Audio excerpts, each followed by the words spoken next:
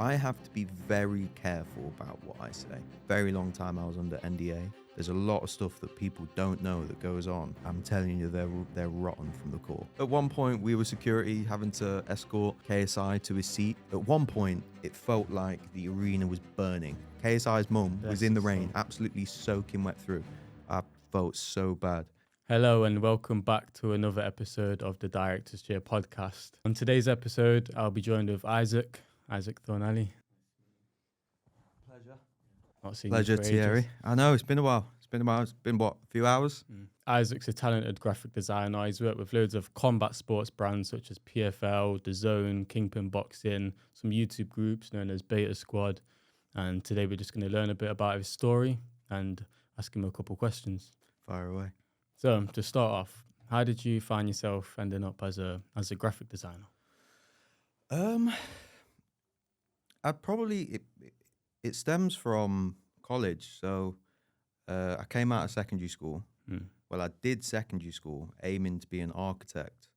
So I did art, physics, and I think it was maths to be an architect. Came out of school, enrolled in college, and did 3D design and architecture. And within that, we did the whole Adobe suite. We did SketchUp, all of the different like AutoCAD and stuff like that. But I fell in love with the Photoshop side of things. And then during my time in college, I met with Dan, which you know now as he's my business partner, and we decided to make a clothing brand called Distinct.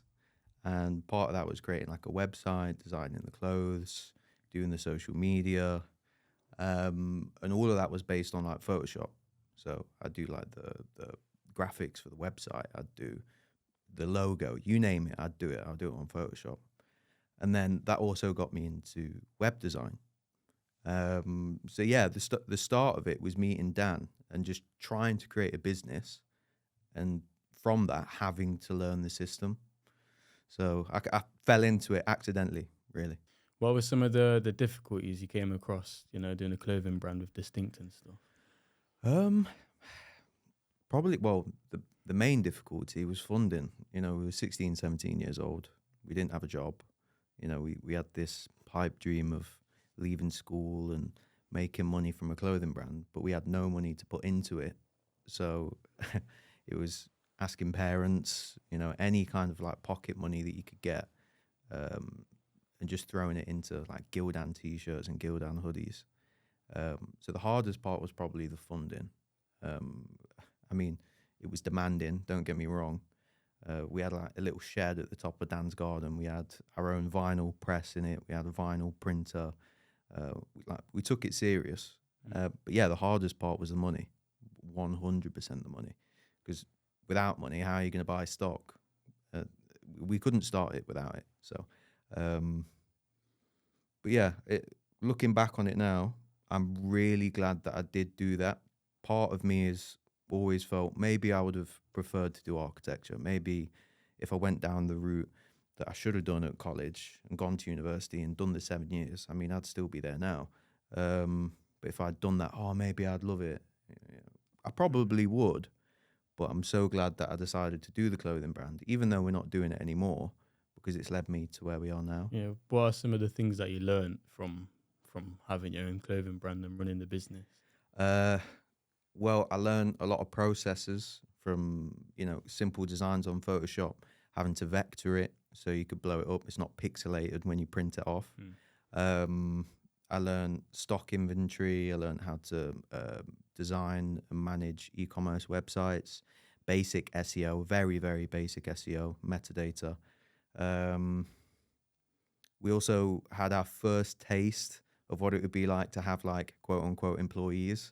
Owen, who works with us now, came on. I think he was 15 or 16 at the time, wanted to be part of Distinct. He kind of saw what we were doing. He was like, I want to be involved. None of us were being paid. None of us were making any money from it. And Owen was like, yeah, I'll jump on. I'll do it anyway. Bless him. So the first time that we ever had to like manage someone, and it was a lot to take on, but we were so excited and motivated and enthusiastic for it that it didn't feel like too much. I think a lot of people in that situation may have been like, whoa, this is happening too fast, too quick. We did really well though, to be fair. First year we did, I say really well. First year we did 20K in sales. As a 16-year-old, I'd say that's very well. It's not too bad. Yeah, socials were popping. We had like 5K on Insta, like organic. It was good. It was good. It's a shame to see that it's a shame that it didn't last. But maybe one of these days we might bring it back. Yeah, exactly. Maybe it will come back. I don't know. We'll see. So from starting off with a clothing brand and then now going to combat sports and the big side of things, what's some of the worst advice you've had along the way? Ooh, worst advice. That's a really tricky one. You're gonna have to let me think about that, because I think I've been fortunate enough to have people around me that have always given me good advice. I've been fortunate enough to have been raised by my grandparents, and they installed a lot of traditional morals and beliefs, and believe in yourself. Even if you make a mistake, you're not made it on purpose, but if you've made a mistake, it's going to lead you to greater things. You learn from them. The classic, the cliche. So I've always had really good advice from around me. I think worst advice, it's hard to pinpoint. You're gonna have to let that one sit with me. I'm gonna have to think about that. We'll have to come back to that. What about best advice? Best advice. Yeah. Best advice, probably don't sell yourself short. There's been a lot of times where I've been in a position where I've kind of felt out of my depth, or I felt like the classic imposter syndrome, right? I shouldn't be here. I shouldn't be doing this. So the best advice that I've ever had is just don't sell yourself short. Believe in yourself. You're here for a reason. The skill set, the tool set that you've got has got you here, and own that.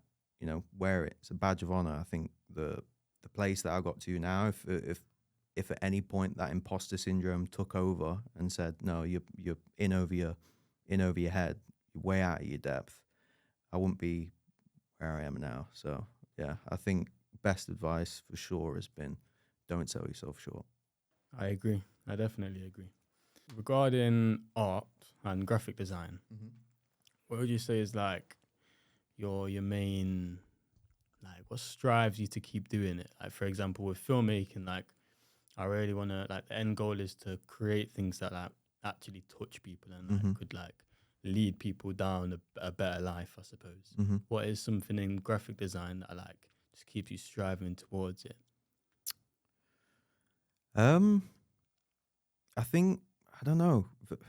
I know graphic design's a bit of a different one because it's got it's different uses, but like, what is something that you do in your work that you want someone to like feel from it once they receive it?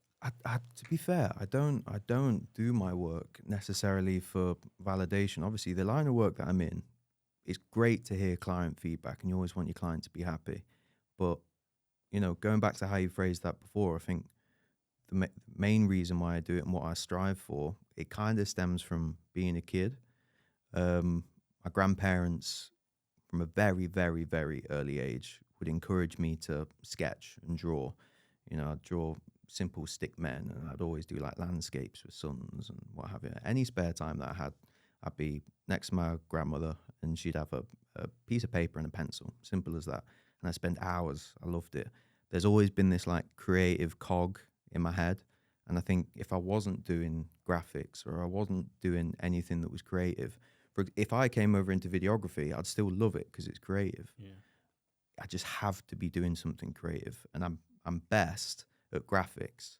So it's just a skill that you have. I'd say it's a skill. I'd like to think it's innate. It's something I was born with. I think everyone's born with a certain level of creativity. It just depends on how you nurture that. And for me, I wanted my life to be, structured around my creative brain and my passion, essentially. And I've been so fortunate to have a business now that's successful that allows me to do that. No matter the client, I can attack it from different angles. It could be a property investor, it could be a investment platform. It could be combat sports. It could be simple as, I don't know, a YouTube banner for a podcast, right? There's so many different ways to attack it, and that's what I love. It's not just single lane, one niche, one category. I have to test myself constantly in a variety of different areas with different client demands. And I love it. Absolutely love it. That's definitely one thing you can definitely say about yourself, from fighter posters to property logos to this and that. You're definitely talented in the area. Well, it's versatility. I mean, in videography or in Blender, you have to learn different techniques. It's not even just in creative space, just in life. You have to learn different skills, different techniques. And when you're more versatile, when you're more flexible, that's when you're more valuable, I think, personally. Yourself, you do graphics. You started on Photoshop, didn't you? Yeah. You started doing graphics. Then you went into videography. Now you do 3D Blender. You do After Effects. You're like a Swiss Army knife when it comes to stuff that's, all things creative, especially in our world. So versatility and flexibility for us is extremely valuable. I think it's important, like throughout the whole industry. When I was starting, I worked with a couple people that would tell me to niche down in certain areas, and you don't worry about learning lighting. You pay for someone to light the scene, or you don't need to learn how to color grade. Pay for a colorist, and if you've been given a budget and you've got, if you're on a film set and you've got millions to play with, then get someone who's amazing at color grading to color the video. But I think until you're at that point, don't lock all the doors just trying to do one thing. A lot of people say niche down into one thing, but I sort of want to say the opposite. Keep every door open and be amazing at yourself. I feel like the way filmmaking's going as well, it's sort of a personal project I'm working on behind the scenes, but I don't think the old traditional way of filmmaking is what it is going to be forever. I don't think you need a full set to make a film. I think one man can make a film, and that's not me saying you don't need a whole team of people, and don't do it if you have someone who's really good at camera operating and he's available, use him. But I don't think you need him. You can learn everything on YouTube. You can do it yourself. Well, especially if you know Blender and you know how to 3D model, all you need is a green screen. Literally, and you can do anything you want. Literally, of course, you have to learn how to light your subject to match the green screen. But I think the old traditional way, it's slowly dying off, and the people that get into this space now and try and follow that traditional path, you're gonna get blown away by some 17-year-old kid who's learned ChatGPT, who's learned all these things, and he can do all of the jobs that you have to save up and outsource for. He can just do them all himself. Well, I mean, look at Marvel, right? Somebody in the office was saying the other day, I think it was you were saying that on one of the Marvel films, the one with, is it Samuel L. Jackson? Is it Samuel L. Jackson? I can't remember. But there's a green screen room, and he's just sat in the room, and the whole scene is CGI. Yeah, they filmed it in a completely different country. Because obviously it's hard to get it was something to do with the scheduling, and he's a busy guy, as you can imagine. Yeah, but the way that I look at that is you don't need sets necessarily. You don't need anything else other than a green box and an actor. And the rest is done behind the scenes, probably by that 17-year-old. Yeah. Who's an absolute wizard who spends all day, every day learning it. So I agree with you. I think films are going to change for sure. And I think the whole creative industry is changing massively. The landscape, especially with AI, there's been this debate recently of, is AI going to replace the creator? And I don't think AI is going to replace the creator. I think creators utilizing AI to their advantage are going to replace creators that don't. So if you don't learn how to use these tools and you don't use them to your advantage now, you're going to fall back and they're going to take over. That's what I think personally. Whether I'm right or wrong, we'll find out in the next 5 years. No, 100%.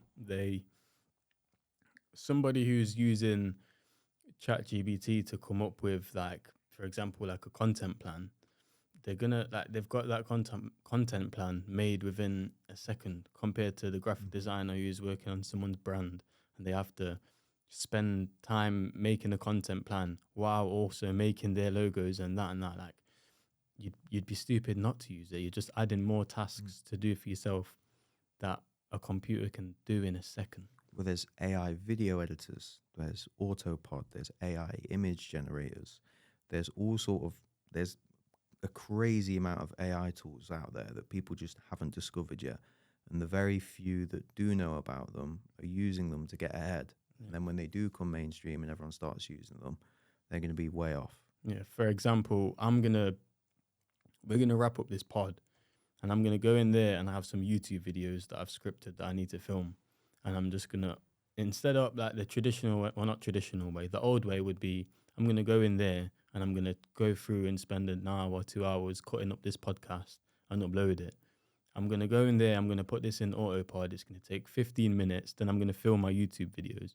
Like you can just get more done if you utilize it. I just think it makes sense. It makes sense. More the higher ROI or ROTI, return on time invested. It makes more sense. It's a tool that needs to be utilized. A lot of people are kind of shunning it, but I think you need to get on it now. You need to jump on the bandwagon before you get left behind. Personally, I know you said there's not really like a deeper passion within it that keeps you from doing it, but if you was to be locked in a room or stuck on an island with internet on a laptop, what project would you take on? Would it be, obviously you wouldn't want to just make fighter posters on an island, but what sort of project would you spend that time on?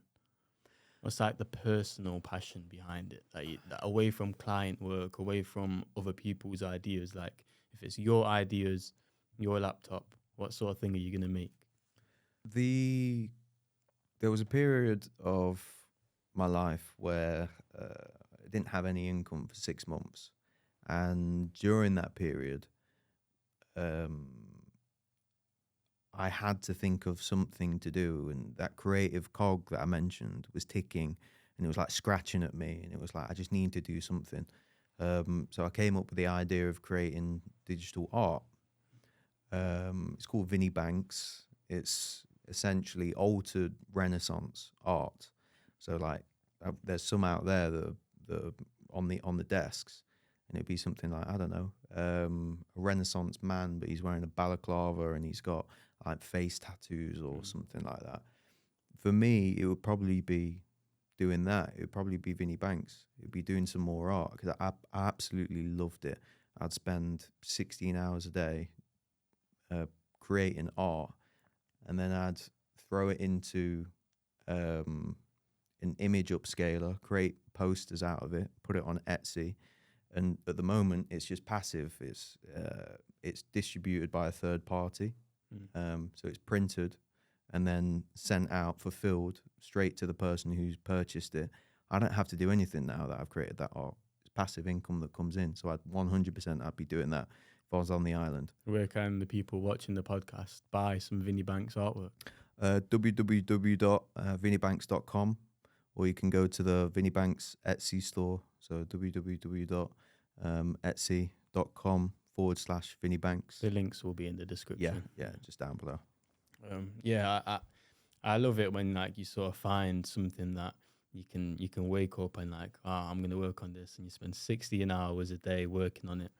And I suppose the pleasure with graphic design or photography is you get to print it and see it in person, and that's what you sort of miss in the video world. Of course, once you finish a film, you can go get a screening in a cinema, but you can't print it off and have it in your house and look at it. Hey, they got the video picture frames now. I don't know what you're on about. They got the ones that play videos, so kind of print it. Not really. It still works. You can hang it on your wall. But yeah, I think there's something tangible about that I love. Being able to frame it and be able to look at it. I've had some really nice feedback from it. I've had people buy it all over the world, like Canada, America. I've had people in Belgium, all sorts buy it. And I thought it would just be UK, but yeah, people who are finding it. I'm not even pushing it; they're just finding it and buying it. So that's amazing. Yeah, it's cool. Back to your work on combat sport. Is there any interesting stories from the combat sport world? Because obviously, I've worked with you myself. I know how fight weeks go. I have to be very careful about what I say, but I love it. I absolutely love it. There's nothing better than Fight Week. You know more than anyone. Fight Week energy is insane. Some of the funniest stories, probably Showstar. We did Showstar, which was the birth of influencer boxing again. And at one point, it felt like the arena was burning.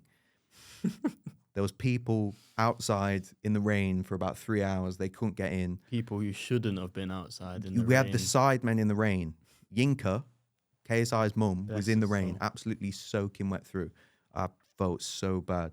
Obviously, it wasn't our fault. It was a problem with the tickets. Basically, what had happened was there was somebody, I'm not going to name names, whose responsibility it was to distribute the tickets. So you had two box officers. You had a box office, which was general admission. Then you had a box office, which was like the VIPs. It was like a back entrance, right? And the VIP tickets were given to the general admission, and the general admission was given to the VIP box.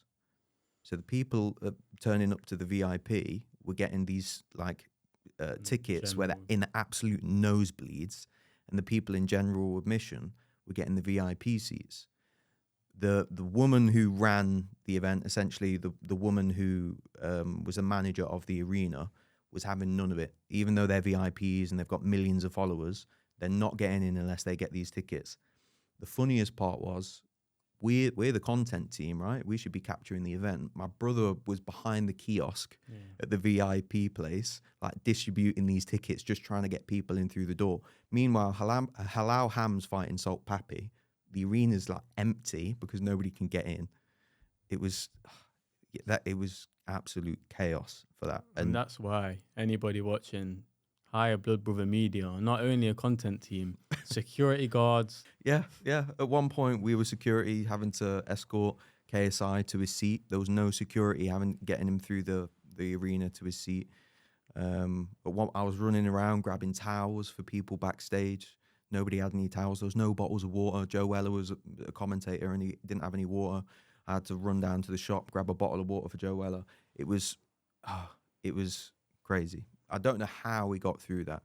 I really don't. And it was quite disheartening because we put so much time and effort into that. And the whole build-up was insane. You know, first influencer boxing event back. Everybody loved it. And then it was a shame, at the last second, on the night, that things didn't go to plan. But we're here now.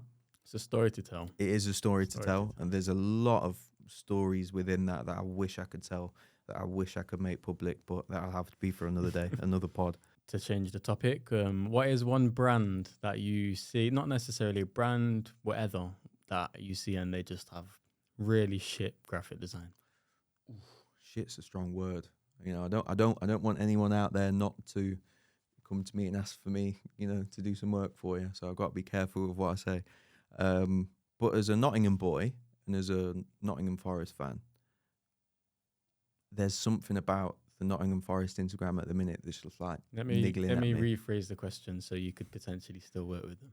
No, it's fine. I'll own it. I'll take it on the chest. Nottingham Forest, all right? I don't know what you've told your graphic designer to do, but fix up. Fix up. Whoever the graphics designer is for Nottingham Forest, I feel for you, man. You used to do these like match day ones where it was like all the players would be like, it was like a photo manipulation. You had match day coming across and there was like action shots and there were like big players at the back. Now it's just shit. It's actually shit. You just got someone fired. No, it's not. It's probably not the graphic designer's fault. It might just be told. He might just be told to do it that way. I don't know. I've got clients where it's very strict in terms of like a wireframe of what they want. But yeah, I think looking at the Nottingham Forest Instagram, I could put some sauce on that. So it's not that it's shit. Like the quality of the work is good, but they could do a lot more with it. Yeah. That's all I'm saying. You just mentioned about it might not be the graphic designer's fault and there's time constraints. Yeah. What is the one stress away from that of a graphic designer? Ooh, clients in general. and I don't want to say that and be like, oh, clients are difficult to work with, because that's not the case. I think the thing that's difficult in anyone that does a creative job is the client has something in their mind, but because they don't do the job that you do, it's very hard for them to articulate that in a way that is like, you can get it bang on first time. It's very, very, very rare that you do a piece of work and you get it right off the bat. Very, very rare. When you do it, feels amazing. But when you don't, you can go through revision cycles endlessly. One thing that I've learned is minimizing revision cycles and making sure that they know that, okay, you're limited, you've got 2 revision cycles. After that, there's extra charges, you know, so it's not, oh, can you just change that little bit there and just make it a different color? You know, there's our creative eye, and when we think something looks good, we put it forward. If they don't like that, that's fine, it's up to them. But for me as a creative, when I put something forward, this is me saying this is the final product. I'm going through a revision cycle of handing over a final product to the point where I'm really, really happy with it. And I'm saying, this is what you should go for. If they want to do that 10 times, it gets to a point where it's like, oh, come on. You just feel defeated. Come on. Yeah. And I'm sure every creator can relate to that. It's a very tedious process going through revision cycles, especially when you've got a backlog of other client work that you need to focus on. If I was to pose it back to you as a creator, would you say that that's the same problem for you? Or not problem, would you say that that's something that you find frustrating? I think, yeah, definitely. Obviously, it was a conversation on my last podcast, on the first episode, but I think a bigger stress than that is something I put myself through. And that's, the client work's annoying, and it gets to a point where it's like it's annoying no matter what. That just is the world of business. It's not all sunflowers. But then I also tend to get myself trapped up in only doing client work. I hate client work so much, but then I won't do any of my personal work. And like my biggest stress is just sat doing client work, thinking about doing other work, but you can't get to that other work because you've got client work in the way, and you've got to pay bills. Obviously, you've got to make something for yourself. But I'd say that's my biggest stress, more on myself rather than not having the time to focus on your personal projects and your personal goals, and instead just the money that's keeping the lights on. No, I can get that, because I wish, going back to what I was saying before about what would I do on the island, I wish I could have more time to do Vinnie Banks, and I don't have the time for it anymore. But at the same time, I'm not gonna say that I don't appreciate the client work, because we're in a very fortunate space. We're very lucky to have the type of clients that we do. Do you know what I mean? I think client work pushes you to learn new things as well. As much as like, you can do that in your personal work, but like when the client reaches out and wants a certain thing, in the moment it might be, oh, why does he want that? But when you're doing that, I find you learn a new way of doing something that, or because you're doing the same thing, repeat, you get faster at doing that thing. So it's like, there's pros and cons of it, but I won't take it away for anything. Oh yeah, for sure. I think without client work, ultimately we wouldn't have this. You know, the personal projects that I've got won't sustain the warehouse, that's for sure. But I think the personal projects are passion, right? That's where the passion comes from. That's what keeps that creative cog ticking. Sometimes client work is so repetitive that you end up getting stuck in this Groundhog Day, turn up to work. It feels like work. And there was a period right at the start of Kingpin where it didn't feel like work, even though we were being paid to do it. You know, I had so much passion for it that we were going above and beyond deliverables and doing things that we weren't being paid to do just out of the love for it. So, but when it gets to the point where you just repetitive work, doing the same thing over and over and over and over and over again, I think that's where the hunger for the passion projects come back, for the personal projects. What's one passion project for you right now? Because I've seen you've been doing this Blender, like modeling of this guy with a there's a 3D challenge at the minute. That's like, I wouldn't say that's my project. It's sort of like a community challenge. There's that. To be fair, there's quite a couple bits. There's a short film idea I'm working on.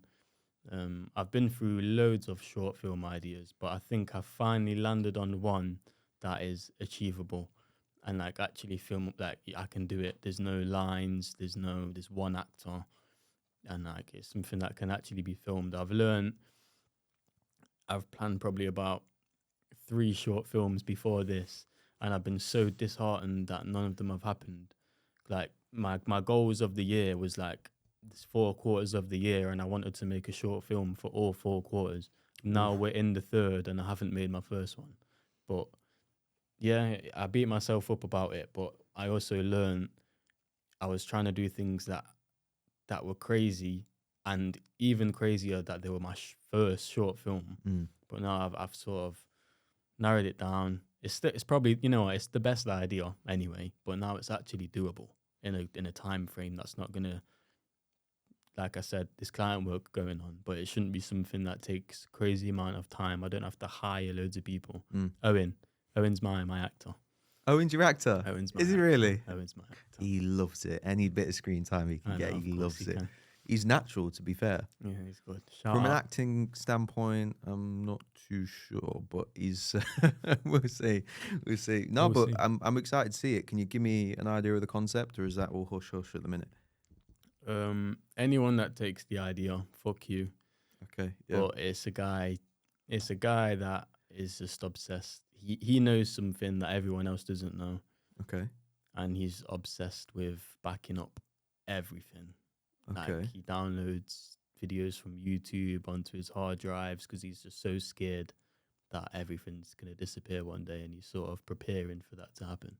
Oh, almost like the doomsday preppers that are like, do you know the people in the bunkers? Yeah. They get like loads of tins of beans and shit. Yeah. A little bit like that, but Yeah, digitally. but digitally. That's sick. Yeah. I like that. You should Ho- even shoot it in a bunker.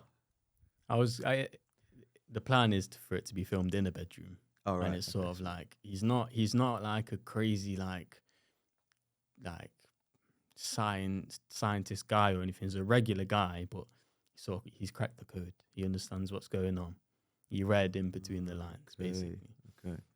Are you gonna have any Easter eggs in there of like a folder that's got a sus name to it? Because realistically, if he's downloading everything off the internet, there's gonna be some content. That's a good idea. I'm just saying, like you don't have to focus on it too much. But when you're scrolling through his folders, I'll definitely add some Easter eggs in there. Yeah. Sorry, I'm slouching a little bit. No worries, get comfortable. I'm glad you're comfortable. I am comfortable. What is one thing that you want to improve in yourself that you feel like other creatives might be making that mistake? If you look at it as a mistake too, but one thing you'd like to improve about yourself that you think that would make your life positive, better overall. Ooh, it's a good question. It's a very good question. One thing that I'd improve in myself, what personally or within like my work life? Whatever first comes to mind. I'll see if I can do both. One thing that I'd improve in my work life is definitely time management. So I've always felt like I was pretty good with time management, but with the amount that's going on, we've got Blood Brother Media to run, we've got Blood Brother Studios to run. Within Blood Brother Media, we've got 6 or 7 different clients that all have different demands and deadlines. And managing that as a process is quite difficult, more often than not. Unfortunately, at the moment, it will come down to 2 or 3 days away from the deadline, and then it's this stay up till ass crack of dawn to get it done. And I'd rather be ahead of it and make sure that we're, doing it well ahead of time, so we don't have to worry about it, so to speak. And I think that kind of takes me on to the second part, which is the personal life. The thing that I want to improve on is a better work-life balance. For the last, God knows how long now, my work-life balance has been horrendous. Way too much time at work. When I'm not at work, all I'm thinking about is work. So I'm not actually present in the moment when I'm spending time with friends and family. Or when I am present, I get a phone call from somebody to do with work. Oh, can you do this? Can you make amendments to this design? When will this be ready for? So I'd love to have a better work-life balance where I can leave work and just switch off. And I think that will come from the processes and having better time management in the when I am at work, you know. So I think it comes hand in hand, but those are probably the two things that I'm looking to improve on, and sooner rather than later. Yeah, it's essential. Like seriously, it's not all negative, but I feel like this hustle culture of do that full day shift and stay up every night. If not, you're a bitch. Like, it has its time and place, but like, bro, honestly, you might be sat at your desk thinking, this is I'm doing this because I'm gonna put my mum in a better house. I'm doing this because we're gonna live the better life in the future. And like, you're thinking about what you're gonna do for everyone else while you're sat at your desk. But like, when it comes to it, like, everyone around would rather just see you now. They don't. You don't want to get to that point where you're on a yacht, you got all your family there, you're on a yacht. Oh, Thierry's that one that did that, but you can't really. It's awkward when you're on the yacht. You don't have no stories to speak to them about because you didn't do anything apart from try and get the yacht. Well, this is the thing, and you know, I love what you just said, because the way that I see it is with work. Yes, it's work, and yes, it's got us to a point where we're happy. Granted, there's still a lot to go. But there is that side to it where you spend too much time almost being obsessed on getting to that point of, in your analogy, the yacht. I don't want a yacht, by the way. You know what I'm saying? I'll take but one. You spend so much time getting to that point, obsessive, working stupid hours, hustle mentality. If you don't do it, you're a bitch kind of thing, right? But on the flip side of that is you miss out on the occasions with your friends. You've got a really important shoot and it's your mate's birthday. You choose to shoot over your mate's birthday. He's going to remember that next year and you're not going to get the invite. And over time, I've seen it, over time, your friends don't think about you as often because you're not thinking about them as often. It's a two-way street, right? So by the time that you get to the yacht, you ain't got anyone to enjoy the yacht with. Exactly. So that's where the balance comes in, because if you're too focused on getting the yacht, you're not going to have anyone to share the reward with. And I've lost, I wouldn't say lost. If I was to speak to them now, they would say, no, you haven't lost us, but the connections that I've had with some lifelong friends have definitely deteriorated because of this. So there's pros and cons to it. Oh, there's pros, success, feeling motivated and feeling happy within work life, but then personal life outside of work, what have you got to show for it? More often than not a lot.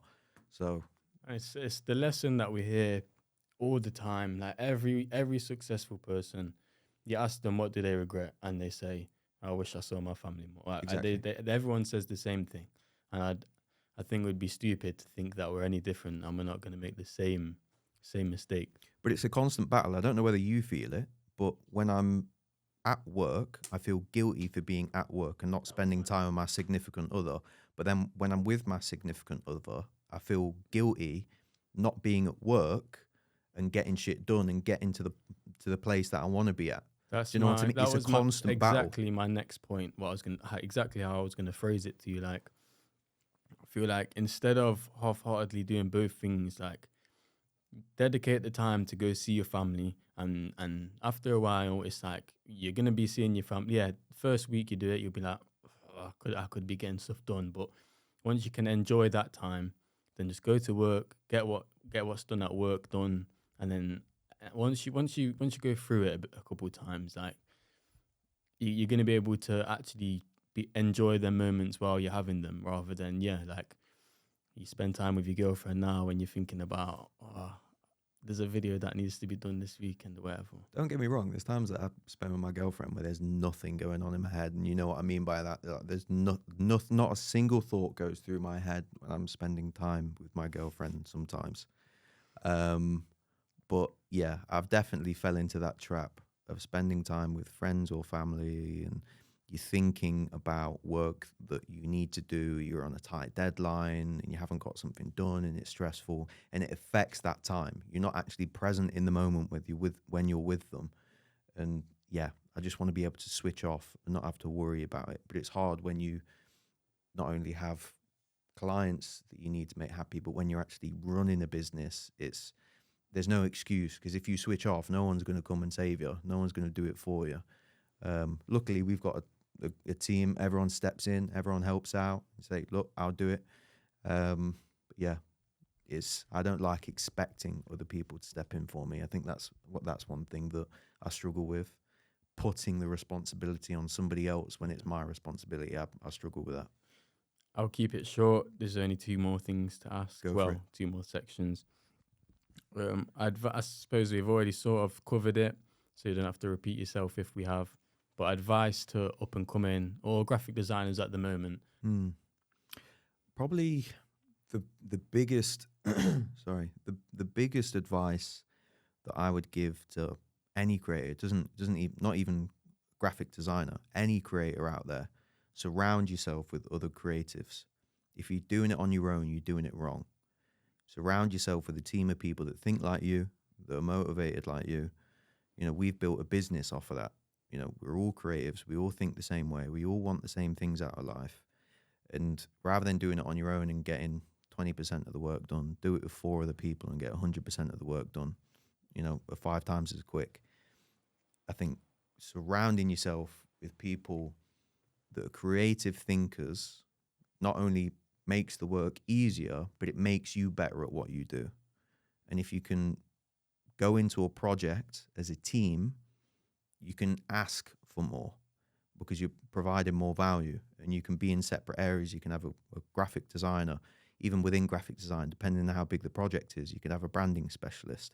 You could have somebody who's a logo specialist, somebody who does like branding guidelines. You could have somebody who does brand values.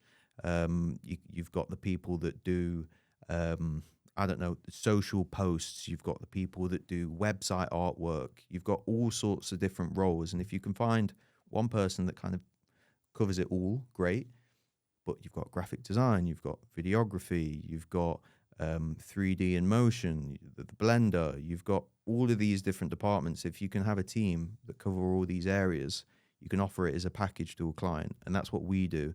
And I'm telling you, nothing beats it, because you're a one-stop shop for everything creative.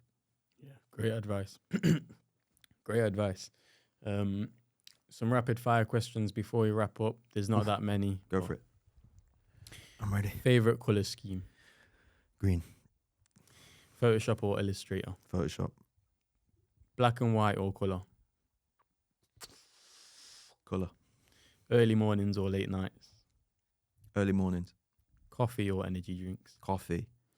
Client work or personal projects? I'm going to have to say client. Abstract or traditional work? Abstract. They're all my rapid fire questions. Thank you for your time today. And where can the people find you? You can find me on Instagram, _Izaak. You can also find us as a collective, Blood Brother Media, on Instagram. And you can also go to www.bloodbrotherstudios.com to actually check out this place that we're in right now. The Instagram is going to have a lot more content going on there. We're going to be posting some stuff about the process of building this studio. And that's pretty much it. Other than that, I live a pretty private life. So, but it's been a pleasure, Thierry. I'm hoping that this podcast blows up, because you deserve it, man. Thank you. Appreciate it, bro. Thank you for tuning in to another episode of the Director's Chair podcast. We will be interviewing some directors and filmmakers soon. If you enjoyed the episode, please leave a like, comment, share it with your friends. You can now also find the podcast on Spotify. The link will be in the description. And once again, thank you for watching.